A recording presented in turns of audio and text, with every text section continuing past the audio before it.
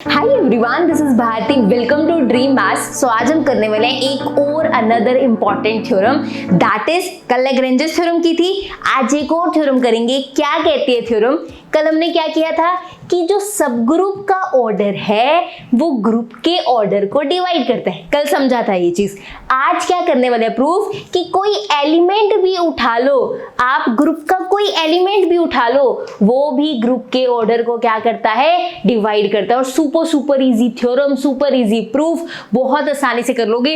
ये दोनों important theorem है, अच्छे से करके जाना। नोटबुक पेन पेंसिल ले आओ, क्योंकि मेरे साथ साथ प्रूफ लिखोगे ना, क्लास में चीजें माइंड में बैठ जाएंगी। स्टेप बाय स्टेप चीजें करेंगे, बहुत अच्छे से क्लैरिटी होगी। आप पेपर में देखो कैसी स्टेटमेंट आएगी। पेपर में ऐसा लिखा हुआ आएगा, द ऑर्डर प्रूव दैट, ऐसे लिखा आएगा, prove that the order of every element of a finite group. कोई फाइनाइट ग्रुप है, अगर उसका एलिमेंट उठाया जाए, उसका ऑर्डर क्या करेगा?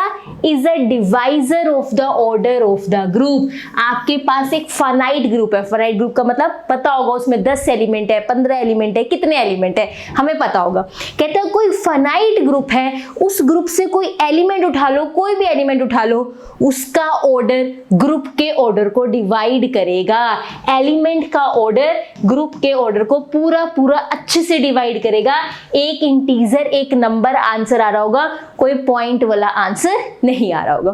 करें प्रूफ स्टार्ट। बहुत आसान है, मैं रिपीट कर रही हूं, नोटबुक लेके बैठो, मेरे साथ साथ प्रूफ लिखोगे तो क्लास में ही रेडी हो जाएगी थ्योरम। ये अब हम कर रहे हैं साइड पे, क्योंकि प्रूफ हम लिखते हैं ताकि आपको अच्छे से समझ आए। ये आपको हैंड रिटन नोट्स मिल जाएंगे टेलीग्राम चैनल पे, मैं शेयर कर दूंगी। अब स्टार्ट करते हैं। क्या प्रूफ करना है कि ग्रुप के ऑर्डर को एलिमेंट का ऑर्डर डिवाइड करता है। ग्रुप का ऑर्डर का मतलब क्या है, एलिमेंट के ऑर्डर का मतलब क्या है, अभी क्लियर करूंगी। सबसे पहले प्रूफ स्टार्ट करते हैं। क्या लेते हैं? Let G be a group. सबसे पहले क्या ले लेते हैं कि एक ग्रुप ही ले लो। Let G be a group, क्योंकि ऑर्डर की बात हो रही है तो ऑर्डर तो लेना पड़ेगा।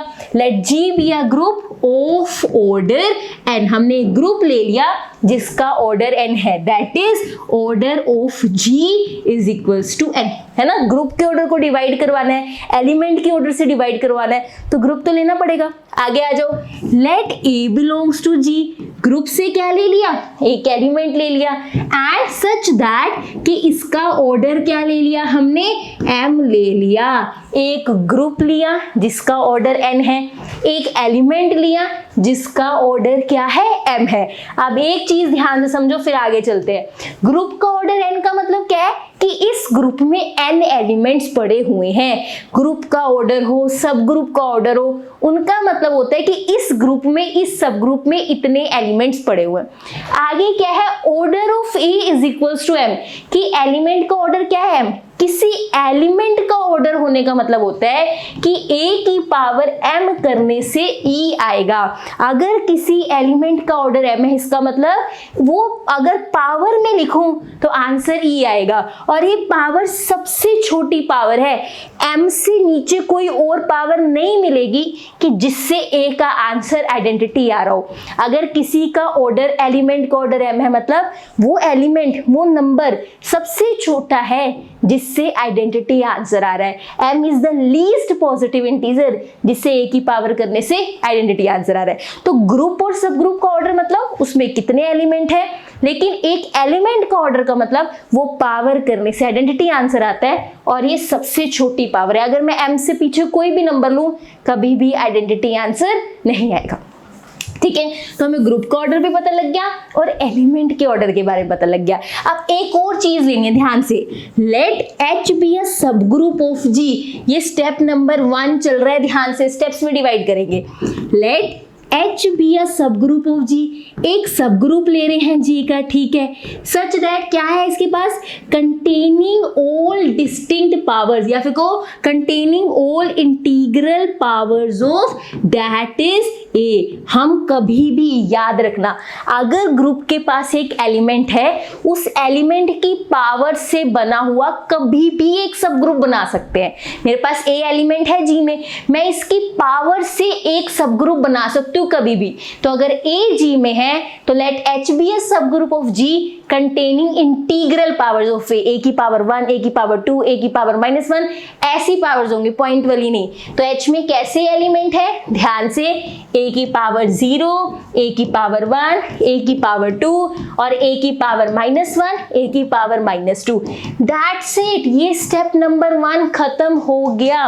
स्टेप नंबर 1 में 3 चीजें लेट करनी है, एक ग्रुप जिसका ऑर्डर n है, एक एलिमेंट जिसका ऑर्डर m है और एक सब ग्रुप लेना है। सब ग्रुप ले सकते हैं, अगर कोई एलिमेंट है ग्रुप में उसकी पावर से हम कभी भी सब ग्रुप बना सकते हैं, तो हमने एक सब ग्रुप भी ले लिया। ठीक है, अब आ जाओ step number 2। Step number 1 clear हो गया, 3 चीजें लेट करनी है। स्टेप नंबर 2 में क्या करेंगे, वी विल प्रूव दैट, हम प्रूव करेंगे H हैज, ध्यान से, H has m distinct elements. क्या प्रूफ करेंगे, H के पास m डिस्टिंक्ट एलिमेंट्स है।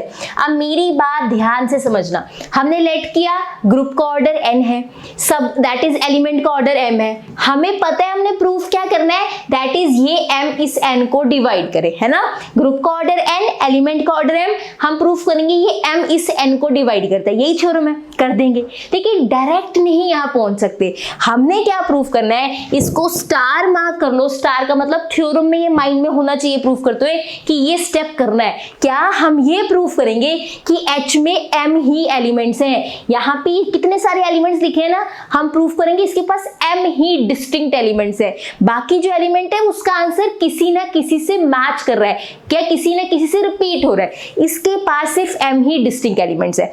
जब हम ये प्रूफ कर रहे होंगे कि इसके पास m डिस्टिंक्ट एलिमेंट्स है, ये प्रूफ करते करते हम इस रिजल्ट पे पहुंच जाएंगे जो रिक्वायर्ड है। तो इस थ्योरम में स्टार कौन है, हीरो ऑफ द थ्योरम कौन है, कि ये प्रूफ करना कि H के पास डिस्टिंक्ट m ही एलिमेंट्स है, m के अलावा नहीं है। अगर और एलिमेंट्स है उनके आंसर किसी ना किसी से मैच हो रहे हैं। ठीक है, देख लेते हैं कैसे प्रूफ करेंगे। सपोज कर लो, ध्यान से देखो, सपोज कर लो कि इसकी पावर्स मैच हो रही है। ध्यान समझना, मुझे प्रूफ क्या करना है कि H के पास m ही एलिमेंट्स है, मतलब मुझे ये दिखाना है कि H के पास कितने एलिमेंट्स है, m ही एलिमेंट्स है, और कोई एलिमेंट इसके पास नहीं है, यही m डिस्टिंक्ट एलिमेंट है। और कोई पावर हुई तो इसी में से आंसर मैच हो जाएगा। ठीक है, मुझे ये शो करना है, कैसे करेंगे ध्यान समझना। सपोज कर लो कि इसकी 2 पावर कोई मैच हो रही है, हमने ये प्रूफ करना है ना ये m डिस्टिंक्ट है। तो अभी के लिए अगर पॉसिबल है, मान लीजिए ये सारी m पावर डिस्टिंक्ट नहीं है, कोई 2 पावर्स तो इसमें मैच हो रही है, a raise to power r, a raise to power s। ये पावर्स कहाँ से उठाई है, ये पावर्स मैं यहीं से उठा रही हूं कि ये जो r है m या m से छोटा है लेकिन 1 से बड़ा है, ये जो s है m या m से छोटा है लेकिन 1 से बड़ा है। ये जो मैंने पावर्स उठाई है ऐसी उठाई है, हमें प्रूफ ये करना है कि H के अंदर ये किसी से मैच नहीं हो रही, ये सारे डिस्टिंक्ट है। पर मैंने अगर कहते हैं पॉसिबल है तो मान लो कि मैच करती हैं। ठीक है, हम कई बार होता है ना उल्टा लेके चलते हैं और कॉन्ट्रडिक्शन आ जाती है, वही करने वाला है। हमने कहा नहीं नहीं, कोई ना कोई तो मैच करती होगी, जरूर थोड़ा m डिस्टिंक्ट हो। हमने 2 उठा ली, कौन से 2 उठाई बता रहे हैं, इन्हीं में से 2 उठाई हैं। ये m या m से छोटी है 1 के बीच में, ये जो पावर है r 1 और m के बीच में ही है, s पावर है 1 और m के बीच में ही है, और r को मान लो s से बड़ी है। 2 पावर्स इक्वल लेके चल रहे हैं, ये भी नहीं सेम पावर उठा ली, a raise to power 2, a raise to power 2, वो तो सेम होती है। एक को बड़ा एक को छोटा लेना ही पड़ेगा, यहां से कोई 2 पावर उठा रहे हैं, एक को छोटा एक को बड़ा लेना पड़ेगा। तो हमने कहा r is greater than s, तो हमने 2 पावर्स इक्वल करके दिखाई कि r 1 और m के बीच में, s 1 और m के बीच में, और एक बड़ी ले ली, r is greater than s। अभी ये प्रूफ होने दो, थोड़ा और चीजें लिंक होने लगेगी। ये r है, इधर आके पावर क्या हो जाएगी, नेगेटिव हो जाएगी, यहाँ क्या रह जाएगा, e रेज़ टू पावर 0। ये इधर मल्टीप्लाई में है ना, नीचे आके डिवाइड होगा, डिवाइड वाली पावर ऊपर माइनस हो जाती है, तो a raise to power r minus s, a raise to power 0। किसी की power 0, identity a raise to power r minus s। वैसे किसी की पावर 0 1 होता है, पर हम ग्रुप के एलिमेंट की बात कर रहे हैं, ग्रुप में चीजें कर रहे हैं, तो यहाँ पे आइडेंटिटी आएगा। तो a raise to power r minus s क्या आ गया, आइडेंटिटी आ गया। r माइनस s क्या है, r भी m से छोटा है, s भी m से छोटा है, तो r माइनस s भी क्या होगा, m से छोटा होगा। कोई एक m के इक्वल हो भी गया तो कोई बात नहीं, दूसरा तो m से छोटा रहेगा ना। हमने कहा r m या m से छोटा होगा, मान लो ये m के इक्वल हो गया तो इसको तो m से छोटा होना पड़ेगा ना, ये दोनों इक्वल पावर नहीं है, r is greater than s, दोनों इक्वल पावर नहीं है। हमने कहा r s m या m से छोटे हैं, अगर ये m के इक्वल हो भी गया, दूसरे को m से छोटा होना पड़ेगा, मतलब r माइनस s, जब दोनों को माइनस करूंगी तो वो m से छोटा ही बनेगा। एक m में से कुछ माइनस हो रहा है, मान लो r की वैल्यू m भी हुई, उसमें से कुछ माइनस हो रहा है तो m से छोटा ही बनेगा, मतलब r माइनस s क्या है, m से छोटा है। इसका मतलब ध्यान से देखो, इसका मतलब a की पावर कुछ ऐसी आइडेंटिटी दे रहा है जो m से छोटा है, a की कोई ऐसी पावर आइडेंटिटी दे रहा है जो m से छोटा है। ये तो हो ही नहीं सकता, क्यों? ऑर्डर ऑफ ए m था, m से कोई छोटी पावर मिल ही नहीं सकती जो आइडेंटिटी दे, m ही सबसे छोटी पावर है जो आइडेंटिटी देगा, m से कोई छोटी पावर मिल ही नहीं सकती a की जो आइडेंटिटी दे। इसका मतलब विच इज अ कॉन्ट्राडिक्शन, ये कॉन्ट्राडिक्शन है। क्यों कॉन्ट्राडिक्शन है? As order of a is m, order of a m है, m is the least positive integer, m least सबसे छोटी पावर m ही है, m is the least positive integer such that, यही least positive integer है such that क्या a raised to power m e हो, m से छोटी और किसी पावर के लिए आइडेंटिटी नहीं हो सकता। कॉन्ट्राडिक्शन क्यों आई? क्योंकि हमने कोई दो पावर्स इक्वल ली थी, इन m के अंदर कोई भी दो पावर्स इक्वल नहीं हो सकती, ये m की m डिस्टिंक्ट पावर्स हैं। हमें प्रूफ करना है h के पास m ही डिस्टिंक्ट एलिमेंट्स है, तो पहले मैंने यही देख लिया क्या इन m में से तो कोई रिपीट नहीं हो रहा, आंसर नहीं हो रहा। अगर रिपीट हम करवाते हैं तो वहां कॉन्ट्राडिक्शन आ जाती है। बात समझ आई? चलें आगे, स्टेप नंबर 2 में क्या कर रहे हैं, हम प्रूफ कर रहे हैं कि h के पास m ही डिस्टिंक्ट एलिमेंट्स है। अब मेरी बात ध्यान से समझना, मोस्ट इंपॉर्टेंट, h के पास ये सारे एलिमेंट्स थे, h के पास क्या थे, ये सारे एलिमेंट्स। हम प्रूफ करने चले कि इसके पास m ही एलिमेंट्स है, मान लो कोई m यहां मैंने ढूंढ लिया, हम प्रूफ करने चले कि इसके पास m ही डिस्टिंक्ट एलिमेंट्स है। ये मैंने यहाँ पे शो करा अभी कि इसमें से कोई भी आंसर रिपीट नहीं हो रहा, पावर का आंसर रिपीट नहीं हो रहा, जो एक पावर मिल गई वही आंसर रहने वाला। अगर 8 स्क्वायर है तो उसका आंसर किसी और से रिपीट नहीं हो रहा, ये m डिस्टिंक्ट के डिस्टिंक्ट है। अगर दो पावर्स रिपीट कर रहे हैं तो कॉन्ट्राडिक्शन आ रही है, ठीक है। उसके बाद बड़ी पावर्स भी तो होंगी, m से बड़ी पावर्स भी तो होंगी, क्या पता इसके पास m नहीं m से ज्यादा डिस्टिंक्ट एलिमेंट्स हो, वो भी चेक कर लेते हैं। पहले चेक किया कि ये m में कोई आंसर रिपीट नहीं हो रहा, ठीक है डन। अब चेक करेंगे कि m से बड़े नंबर वाली पावर्स भी तो हो सकती हैं, क्या पता इसके पास m से ज्यादा डिस्टिंक्ट एलिमेंट्स हो, अभी चेक कर लेते हैं। लेट किया that l is greater than m, कोई m से बड़ा नंबर लिया, ठीक है। अगर दो इंटीजर्स होते हैं उस पे डिवीजन लॉगरिथम लग सकता है, तो l ग्रेटर देन m लिया, m इज इंटीजर, पावर्स है, इंटीग्रल पावर्स की बात कर रहे हैं, m भी इंटीजर है, l भी इंटीजर है, तो बाय डिवीजन लॉगरिथम, अब हम क्या लगाएंगे इस पे, डिवीजन लॉगरिथम। बस एक स्टेप बचा है, थ्योरम खत्म। बाय डिवीजन लॉगरिथम क्या होगा, हम l को लिख सकते हैं mp प्लस q। अगर हमारे पास दो इंटीजर है, एक बड़ा एक छोटा है, बड़े को इसकी फॉर्म में लिखा जा सकता है mp प्लस q, और इस q के बारे में हमें पता होता है कि ये जीरो और किसके बीच में लाई कर रहा होता है, इस m के बीच में, जीरो और किसके बीच में लाई कर रहा होता है, इस m के बीच में। दिस इज डिवीजन लॉगरिथम, तो उनमें कोई रिपीट नहीं हो रहा 1 से m में, ठीक है, लेकिन क्या पता m से ज्यादा डिस्टिंक्ट एलिमेंट हो। कोई बड़ा नंबर उठा के देख लिया, मैंने l उठाया m से बड़ा और डिवीजन लॉगरिथम की फॉर्म में लिख दिया। अब आगे क्या करेंगे, ध्यान से, a raise to power l देखते हैं, इसका क्या बनता है, a की पावर l से क्या बनता है, a raise to power mp plus q। कैसे लिखेंगे, a raise to power mp plus q, इसको अलग अलग करो, प्लस में है ना, तो a raise to power mp into a raise to power q, क्योंकि प्लस में है तो अलग अलग हो सकता है, तो mp लग किया, a raise to power q लग किया, a raise to power m यहाँ पर, p ऊपर लिख दिया मैंने, into A raise to the power that is Q. बस लास्ट स्टेप देखो ध्यान से, यहाँ पे क्या हुआ, ए रेस टू एम की power P into A raise to power Q.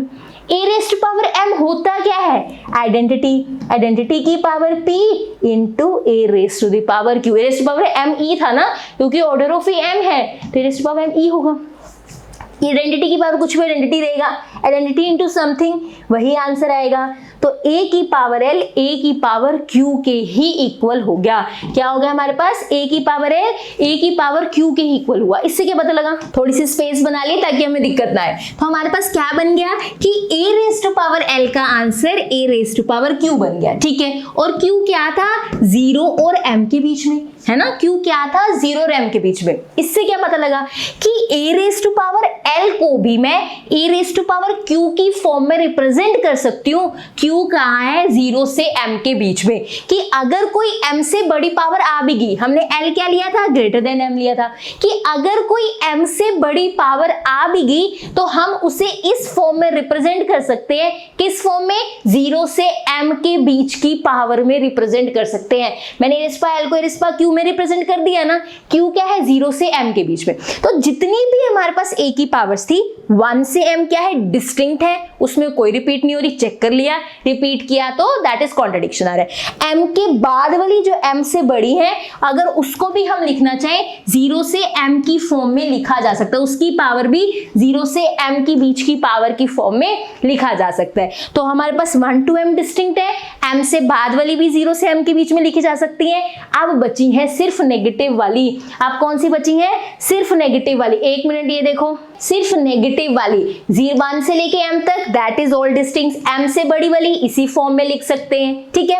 और नेगेटिव वाली के बारे में बात करते हैं। नेगेटिव वालों के बारे में अलग से लिखने की जरूरत नहीं होती। नेगेटिव वाली हमेशा पॉजिटिव की फॉर्म में रिप्रेजेंट की जा सकती है, तो नेगेटिव वालों को डिस्कस करना ही नहीं है। तो हमारे पास सिर्फ 1 से m वाली डिस्टिंक्ट है, उसके बाद वाली भी रिपीट हो रही है, इसी में से आंसर आ रहे हैं, और इससे पहले नेगेटिव वाले भी इसी में से आंसर दे रहे होंगे।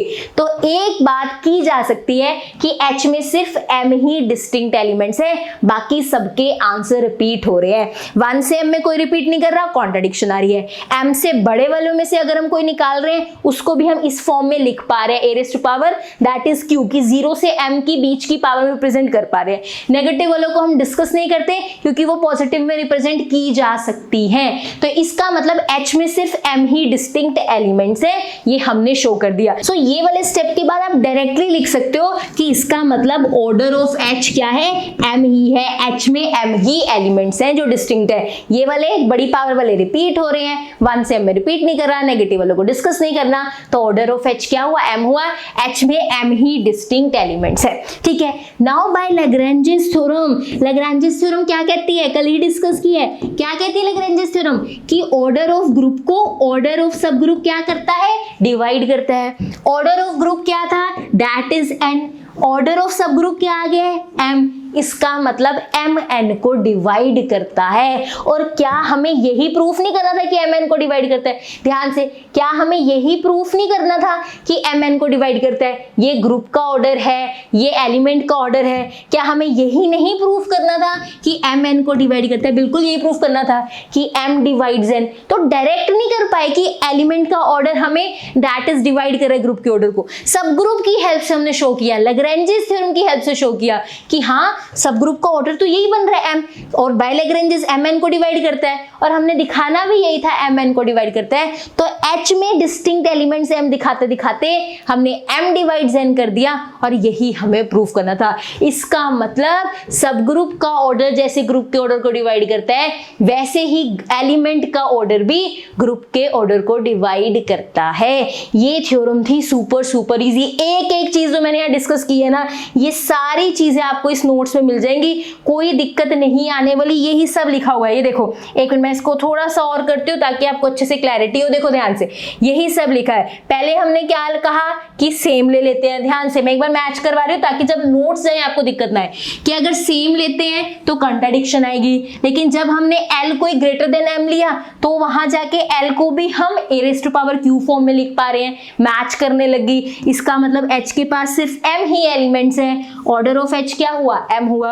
अगर ऑर्डर ऑफ h m है, सब ग्रुप के ऑर्डर को क्या करता है, डिवाइड करता है, m डिवाइड्स n। अगर ऐसे कहीं लिखा है ना m डिवाइड्स n, इसका मतलब ये नहीं होता m बाई n, नहीं, इसका मतलब है m divides n, m n को डिवाइड करता है। तो कहीं भी ये लिखा हो कंफ्यूज नहीं होना, m by n इस m by n के इक्वल नहीं होता, इसका मतलब होता है m डिवाइड्स n, इसका मतलब ये है, ये इसके इक्वल नहीं इसके इक्वल होता है। तो सब ग्रुप का ऑर्डर ग्रुप के ऑर्डर को डिवाइड करता है, m डिवाइड्स n, और हमें यही प्रूफ करना था कि m n को डिवाइड करता है। तो ये लिखा है hence order of every element of the group.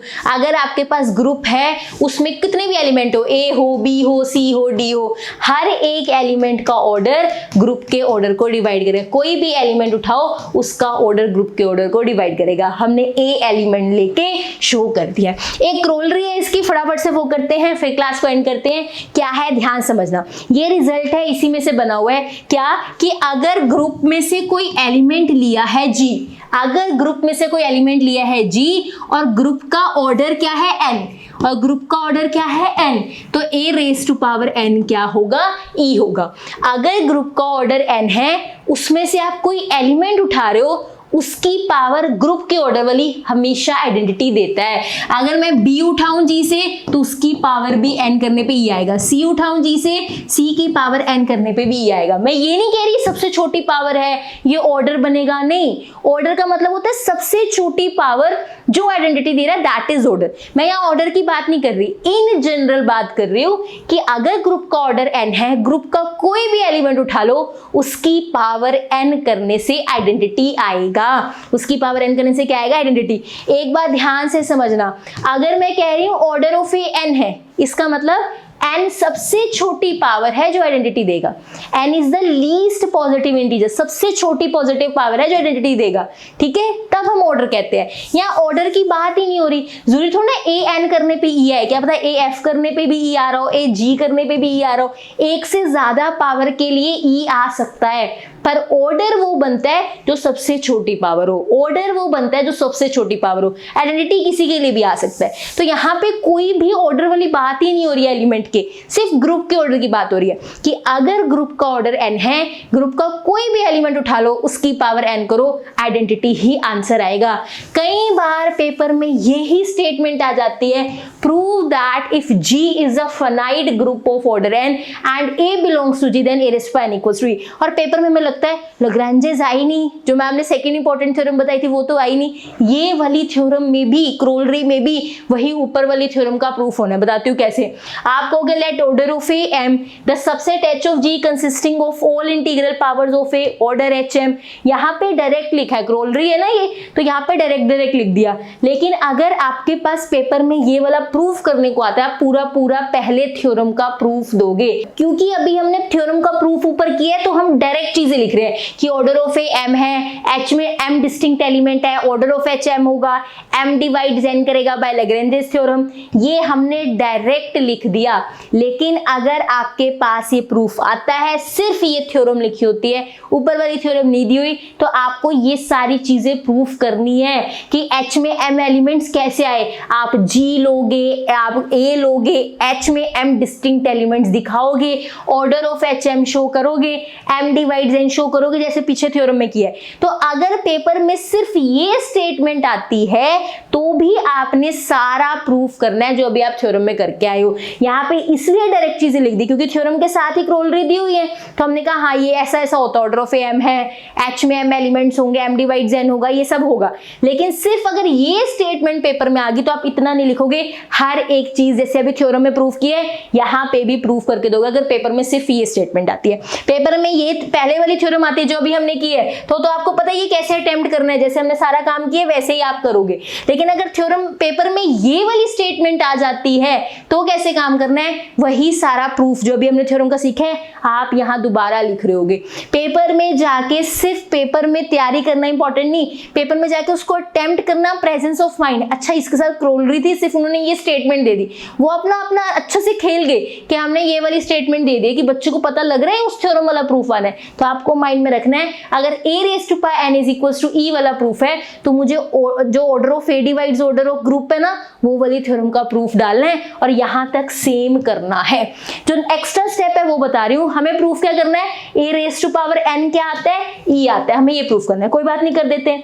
अभी हमने कहा कि m n को डिवाइड करता है, m किसको डिवाइड करता है, n को।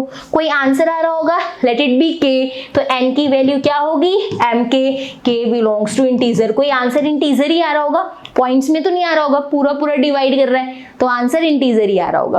तो m डिवाइड्स n मतलब आंसर k आ रहा होगा, तो n की वैल्यू क्या बन गई, m उधर चला गया, दैट इज mk। अब a raise to power n निकालो, वो क्या होगा, a raise to power mk। यहाँ पे a raise to power m ये रहा और ये रहा हमारे पास k। Order of A m लिया होगा आपने, है ना, जब आप प्रूफ करोगे ऑर्डर ऑफ ए m लिया तो यहाँ पे आइडेंटिटी आंसर आएगा, e की power k is identity, a raise to power n क्या बन गया, आइडेंटिटी बन गया। तो इस वाली क्रोलरी की स्टेटमेंट भी पेपर में आती है, तो पूरा प्रूफ करना है जो भी हमने थ्योरम का किया है, उसके बाद ये एक स्टेप एक्स्ट्रा करना है कि n बाई m का आंसर k लेना है, वहां से n की वैल्यू mk मिलेगी और a raise to power n equals to e proof हो जाएगा। तो पेपर में थोड़ा स्मार्टली खेलना भी आना चाहिए कि ये दो थ्योरम्स इंपॉर्टेंट कही थी और हम ज्यादातर इन क्रोलरीज को ना ऐसे ना इग्नोर कर देते, स्टेटमेंट पढ़ना भी जरूरी नहीं समझते और फिर लगता है आउट ऑफ सिलेबस पेपर आ गया। ये स्टेटमेंट भी आ गई अगर, तो आपने जो आज हमने थ्योरम सीखी है उसका पूरा प्रूफ करोगे, प्लस ये एक स्टेप एक्स्ट्रा कर रहे होगे। क्लियर है चीज, इसी के साथ ये थ्योरम कंप्लीट होती है। नेक्स्ट क्लास में हम सीख रहे होंगे नॉर्मल सब ग्रुप्स, सुपर इजी, उसकी भी 8 थ्योरम्स हैं। एक क्लास में 4 थ्योरम्स करेंगे, नेक्स्ट क्लास में 4 थ्योरम्स करेंगे, कोई बर्डन नहीं आने देंगे, हम मिलके आराम से चीजें करेंगे। बस एक प्रॉमिस कि मेरे साथ साथ थ्योरम्स लिख रहे हो, ये माइंड में रखना। आपके माइंड में रहता है कि मैम को तो आते ही है, मैम फटाफट कर लेते हैं, लेकिन कभी मेरे लिए भी ये फर्स्ट टाइम था, मैं रिपीट करती रहूंगी ताकि आपको कॉन्फिडेंस। कभी मैंने भी ये फर्स्ट टाइम चीजें देखी थी लेकिन किए, तभी आपके साथ चीजें डिस्कस कर रही हूँ यहाँ पे। आई होप आपको चीजें अच्छे से क्लियर हुई है। नेक्स्ट क्लास में नॉर्मल सब ग्रुप करेंगे, नोटबुक पेन पेंसिल साथ लेके आना, मेरे साथ साथ नोट्स बनाओ, कोई दिक्कत नहीं आएगी। पीडीएफ आपको मिल जाएगी हैंड रिटन नोट्स की टेलीग्राम चैनल पे। I hope you like this class. If you like this class do like, share and comment और सब्सक्राइब कर लेना चैनल को अगर अभी तक नहीं किया। Thank you so much for watching.